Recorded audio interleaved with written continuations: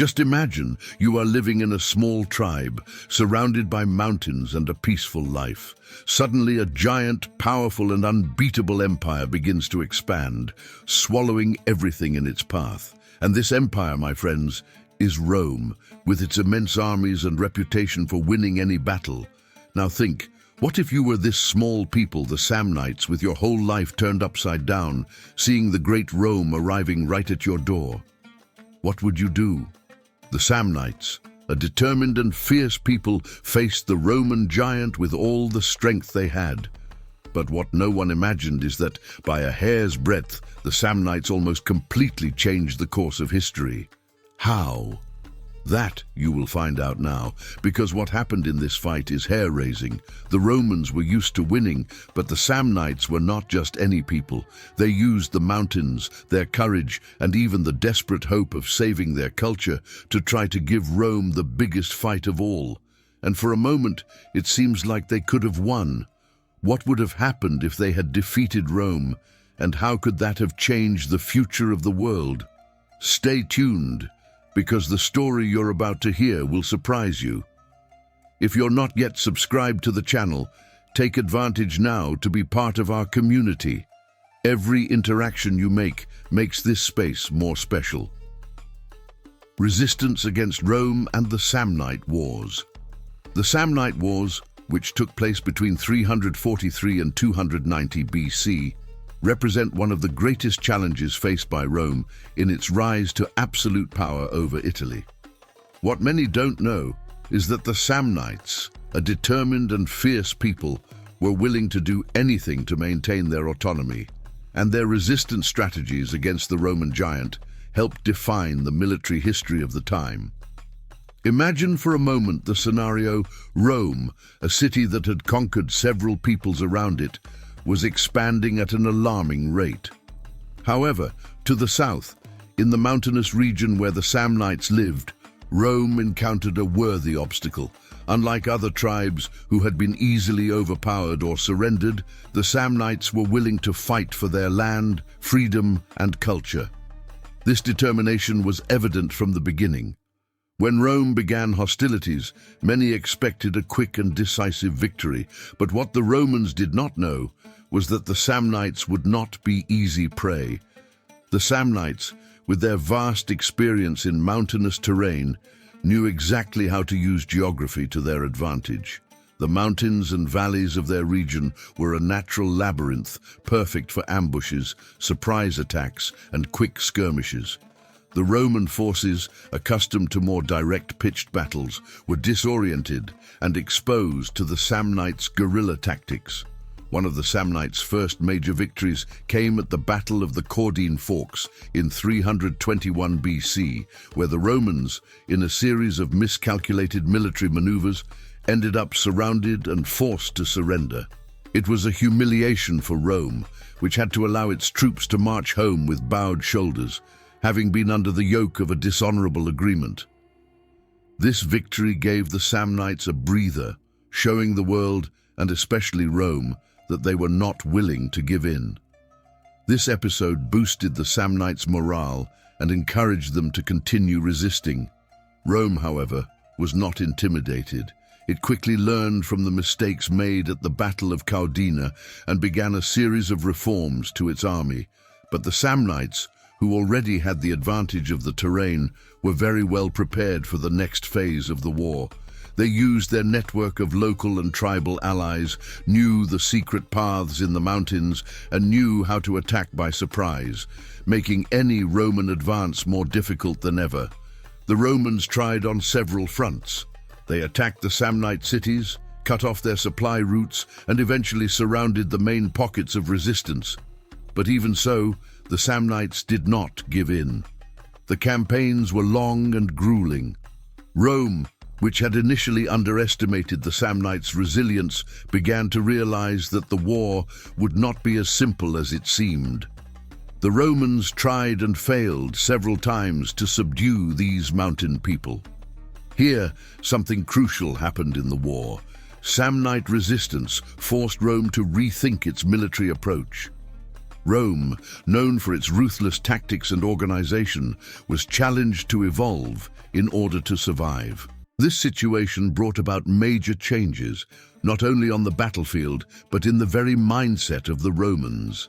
It began one of the most important military transformations in the history of Rome, the organization of its legions, which would become the pillar of the Roman Empire in its later years. What the Romans did not know was that this relentless resistance would also have a profound psychological impact on them. Rome, which believed itself invincible, began to feel the pressure of being challenged by a people who refused to give in.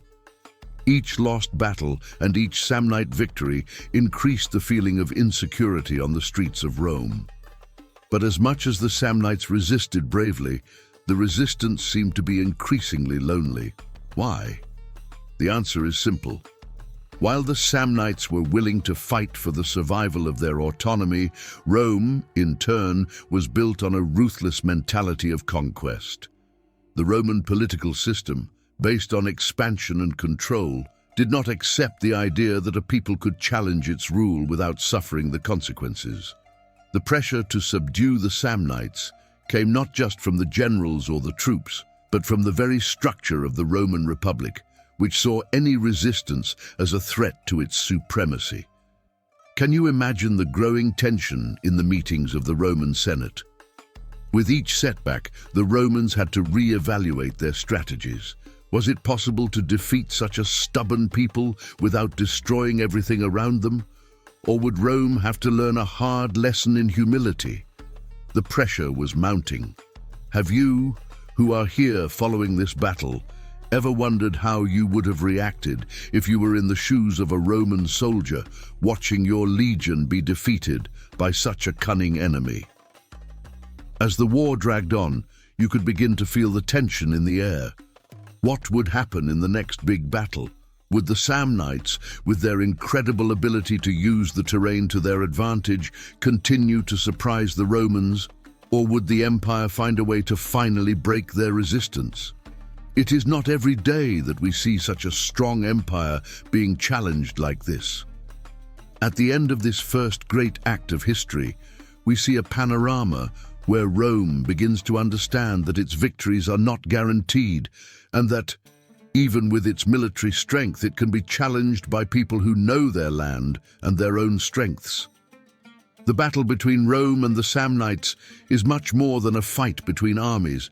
It is a fight between wills, cultures, and destinies. But what will be the Romans' next move? Will they finally break the Samnite resistance, or will they face an even greater defeat? Leave your thoughts on this in the comments and share how you imagine this war will unfold. Culture and organization of the Samnites. The Samnites were not only fierce and fearless warriors. Behind their uncompromising resistance to Rome, there was a rich culture, deeply rooted in their traditions, religion, and social organization. Knowing how the Samnites lived, how they organized themselves, and what they believed is essential to understanding the reason for their resistance and how they managed to defy such a powerful empire for so long. First of all, it is important to highlight that the Samnites belonged to the Italic group of peoples, but they were different from other contemporary groups, such as the Etruscans and the Latins. They inhabited the mountains of central and southern Italy, especially in areas such as the Campania region and the interior of Italy. This geographical location was not only strategic, but also shaped a completely different lifestyle, adapted to the rugged terrain and the needs of survival. The wild and untouched nature of the Samnite Mountains was not only a safe haven, but also a constant school of resistance and adaptation. Unlike city-states such as Rome, which were composed of a centralized political structure, the Samnites had a decentralized tribal organization. What did this mean in practice? There was no strong central government, such as the Roman Senate or an absolute monarchy, but a series of autonomous communities linked by family and tribal ties which united for issues of common interest, such as defense against external threats. Each Samnite tribe had a great deal of independence, which made it extremely difficult for Rome to defeat the Samnites once and for all. Instead of a direct battle against a centralized force, Rome was facing a network of interconnected groups, each with its own strength and ability to resist. The Samnite social organization was strongly linked to religious and cultural rituals, which further reinforced its spirit of cohesion and resistance. In a deeply religious and animistic society, every aspect of life was connected to the gods and the forces of nature. One of the best-known rituals among the Samnites was ver sacrum, a sacred vow that involved the consecration of an entire generation to the gods. Young men born during the sacred period were dedicated to the gods and became warriors or priests, a practice that solidified the bond between the people and their protective deity. These rituals were not only forms of devotion, but also mechanisms that helped strengthen Samnite identity. In a world filled with invaders and external threats such as the Romans, maintaining a unique and uncompromising sense of identity was crucial to the survival of the Samnite people. Religion was deeply intertwined with people's daily lives, creating a network of solidarity that kept morale high and boosted resistance. Every war and every battle fought against Rome was, in a way, seen as a fight for the preservation of their culture, their gods, and their way of life. On the other hand, the mountainous environment of the Samnites also influenced their daily life and social structure. They were known for their ability to take advantage of the natural resources of their land, building cities and fortresses that were immersed in the mountains. Many of these cities were located in strategically elevated positions, from where it was possible to see and prepare for any approaching threat. The protection offered by nature helped compensate for the lack of true infrastructure of a centralized empire like Rome. This was undoubtedly one of the Samnites' greatest assets, as their territory was much more difficult to invade and control than the Roman plains. Furthermore, the way the Samnites organized their military forces reflected their tribal roots. They were known for their style of warfare based on small combat units, highly mobile and capable of hiding in the terrain. For the Romans, who were accustomed to open field battles and the command of centralized armies, the Samnites were an enigma. The flexibility and surprise with which the Samnites attacked was almost impossible to predict. This was a war in which tactics and knowledge of the terrain were as powerful as the number of soldiers. Now, imagine yourself in the shoes of a young Samnite warrior, living in a community that values both freedom and tradition. With each dawn, you prepare for a battle that is not only physical, but also spiritual. The connection to their ancestors and the gods is palpable, and the idea of giving in to Rome seems incomprehensible. This is not just a matter of territory, it is the fight to preserve your own identity. How would you feel knowing that your actions in battle could secure the future of your culture and people? But why wasn't this deep connection with the land and the gods enough to guarantee the Samnites' final victory? How were such a dedicated and well-organized people finally defeated by the Romans, who were so different in structure and strategy? The answer may lie in a factor that is often overlooked in war narratives: the dynamics of alliances.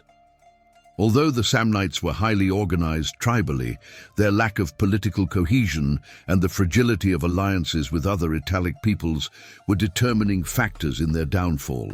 Are you curious to know how these alliances and internal disputes played a key role in the fall of the Samnites? Stay tuned, for as the Samnite Wars continue, Rome will begin to understand the power of these networks of resistance, and the Samnites will need to face challenges that reach far beyond the borders of their mountainous land. How do you imagine such a proud and resilient culture will react to these changes? Leave in the comments what you think could have been done differently by the Samnites to avoid their defeat. Which tactic do you think could have been more effective? Let's talk and see what strategies you think could have changed the course of this epic story. alliances and conflicts with other peoples. In a scenario of constant struggle against the growing Roman threat, the Samnites, always in search of allies, understood that their survival depended on more than just their own strength. Rome was a relentless machine, and to resist it, it would be necessary to unite with other peoples of Italy, especially those who shared the same aversion to Roman expansionism. For this reason, they sought to form strategic alliances, often with peoples as different as the Etruscans and the Gauls. But were these alliances really the key to resisting the power of Rome? Let's see. The Samnites' first major alliance was with the Etruscans, a people who, like the Samnites, were in constant conflict with Rome. The Etruscans were a sophisticated people with their own political system and a strong military tradition, and the Samnites believed that together they could finally face the Romans more effectively. However, what seemed like a strong partnership proved to be problematic. Although the Etruscans shared their hostility towards Rome, the cultural and political differences between the two peoples soon became apparent. The Etruscans were more urban and centralized, with a more rigid power structure, while the Samnites maintained their decentralized tribal organization and a more guerrilla-oriented lifestyle. These differences in approach made the alliance difficult to sustain, and it was not long before internal disputes began to emerge. This scenario illustrates the great challenge faced by the Samnites in seeking allies. Rome, as a structured empire, had the capacity to maintain much stronger internal cohesion, which was reflected in its ability to crush internal revolts and unify peoples under its rule. On the other hand, the Italic peoples, such as the Samnites, were often divided by internal rivalries and the lack of a central government to unify all their forces. In addition to the Etruscans, another attempt by the Samnites at an alliance was with the Gauls, a warlike people from the northern regions of Italy. The Gauls were known for their ferocity in combat and were also in conflict with Rome, but unlike the Samnites, they were not as familiar with Roman military tactics. Although the goal of this alliance was to join forces to face the Roman threat, the relationship between the Samnites and the Gauls was never completely stable. Territorial and cultural disputes soon began to surface, and the Gauls, like the Etruscans, were unable to fully integrate into the Samnite struggle. Each people had their own priorities and ways of fighting, which prevented a true union against Rome. You may be wondering, why did these alliances fail? The answer is simple but profound: a lack of internal cohesion. Each people who joined the Samnites sought more to defend their own interests than to truly unite with the Samnites. When the common enemy is as powerful as Rome, the lack of unity among allies can be fatal.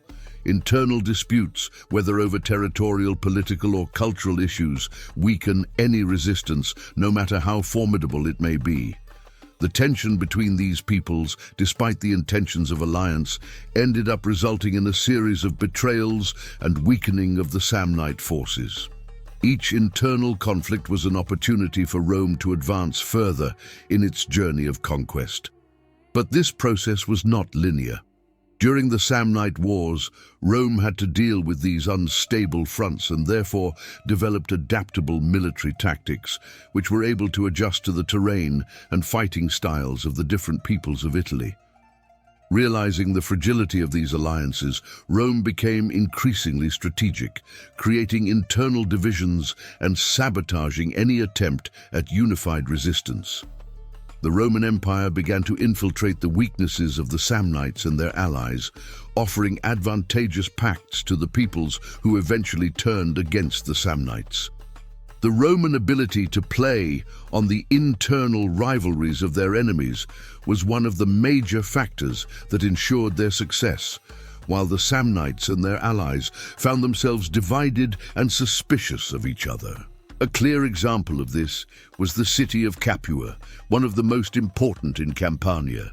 Originally an ally of the Samnites, Capua was seduced by the promise of economic and political advantages offered by the Romans. This betrayal had a devastating impact on the Samnite resistance, as Capua was a strategic center of support and supply of resources. By abandoning the Samnites, it opened a flank for the Romans, allowing them to put even more pressure on the Samnite tribes and weaken any possibility of victory. But how did Samnite pride deal with this? How did this people, who had always prided themselves on their autonomy and strength, react to these betrayals and the growing internal division? The response was a series of desperate uprisings in which the Samnites tried to regain their lost alliances and regain control over the cities that had turned against them. However, as we can see from history, time was running out for the Samnites, and their attempts to regain control were increasingly weak.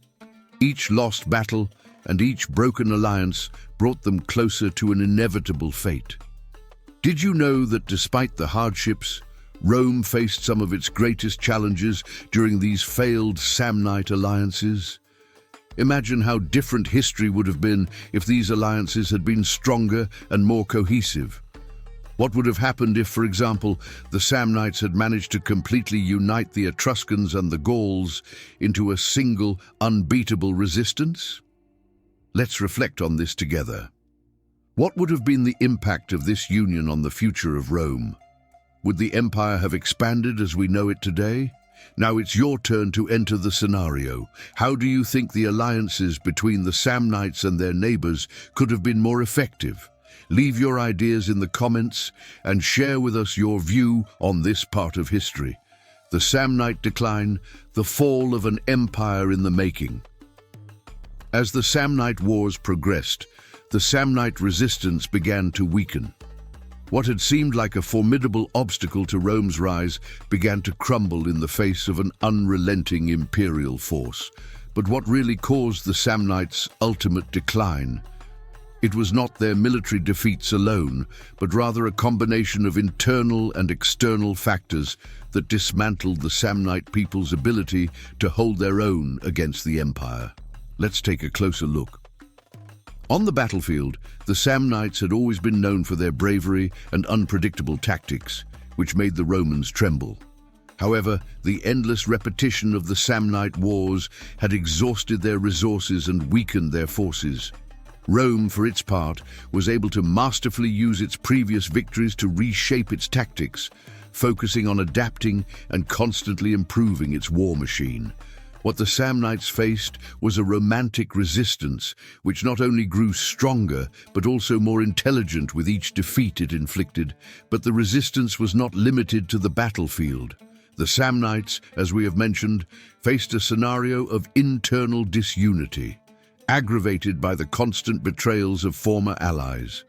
As Rome consolidated its rule, it also dedicated itself to destabilizing the enemy fronts, using an approach that mixed military force with strategic diplomacy. And so it was that the Roman Empire gradually exhausted the Samnites. A key moment in the decline was the loss of the last important fortresses that the Samnites held. When Rome took the city of Bovianum, one of the most powerful centers of Samnite resistance, the blow was devastating. Bovianum was not just a fortified city, it was the symbol of Samnite independence, a point of reference for all warriors in the region. Its fall meant that Rome was about to complete its final victory over the Samnites.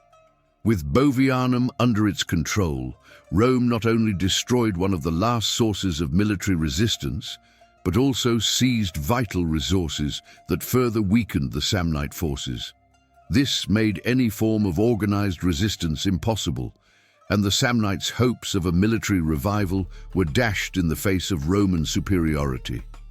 However, rather than an immediate surrender, what followed was a series of isolated clashes and desperate battles by the Samnites. These attacks were no longer coordinated, but rather isolated actions by survivors trying to resist the Roman advance. What followed was a slow decline. The Samnite communities began to fragment as the Romans promoted a policy of forced integration, whereby conquered cities and tribes were forced to submit to Roman rule, whether through fear, bribery, or the promise of greater prosperity. While Rome offered lands and benefits to its allies, the Samnites were progressively stripped of their territories and autonomy. But what is fascinating is how the fall of the Samnites was not a victory for Rome alone. It was, in fact, a reflection of an imperial system that knew how to manipulate and control its borders, while adapting and learning from each battle. Rome never underestimated its enemies, and this capacity for constant evolution was what ensured its success in crushing any opposition that arose. Amidst this destruction, there was still a spark of resistance. In the last gasp of their autonomy, the Samnites managed to gather strength for a last attempt at resistance. They attempted a series of surprise attacks, attempting to recapture some of the lost cities, but it was too late. The Samnite population was demoralized and without the strength to sustain any confrontation. Rome, in turn, showed no mercy. The assimilation of the Samnites into the Roman Empire was swift and brutal. Those who survived the war were absorbed by Rome, losing their traditions, their lands, and ultimately their identity as an independent people. It is remarkable how, when looking at the history of the Samnites, we can see how even the most fierce empires can fall under the relentless pressure of a better organized and adaptable enemy. The rise of Rome was marked by this unique ability to learn from its mistakes, reform its strategies, and apply constant pressure to those who opposed it. For the Samnites, this pressure was inevitable. But were the Samnites truly defeated? In a way, their history and their tactics of resistance became a lesson for the Romans themselves. Rather than being forgotten, the Samnites lived on in the memories of the Romans, who knew that there was a brave and resilient people who, for a long time, were able to keep Rome on the brink of defeat. The Samnites may not have won, but their struggle was not in vain. They taught Rome something that would be fundamental to the expansion of the empire: never underestimate resistance and always be ready to adapt. As Rome consolidated its victory, many Samnites found themselves forced to blend into Roman society. But what was left for them? What could the Samnites have taught Rome if they had been victorious? The truth is that the Samnite resistance was some of the fiercest that Rome faced, and without it, the empire might not have become as strong as it did. The question remains: how do you think the history of the Samnites would have unfolded if they had united more effectively against Rome? And now that we have seen this incredible journey of the Samnites and how they almost changed the course of history, the question remains: what would have happened if they had won? Would Rome have expanded so much? It's quite a thought, isn't it? But the coolest thing is to realize how even the people who lost, like the Samnites, left an important legacy. They show us how resistance, courage, and even mistakes can teach valuable lessons. And of course, history is never just about winners. Every battle, every people who fought, was part of this incredible journey. Now I want to know from you, what do you think would have happened if the Samnites had been luckier? Leave your comment below and share your opinion, because together we can learn even more about these incredible stories from the past. Don't forget to like the video, subscribe to the channel, and activate the bell so you don't miss anything interesting that's coming. Until next time, and let's continue unraveling these mysteries of history.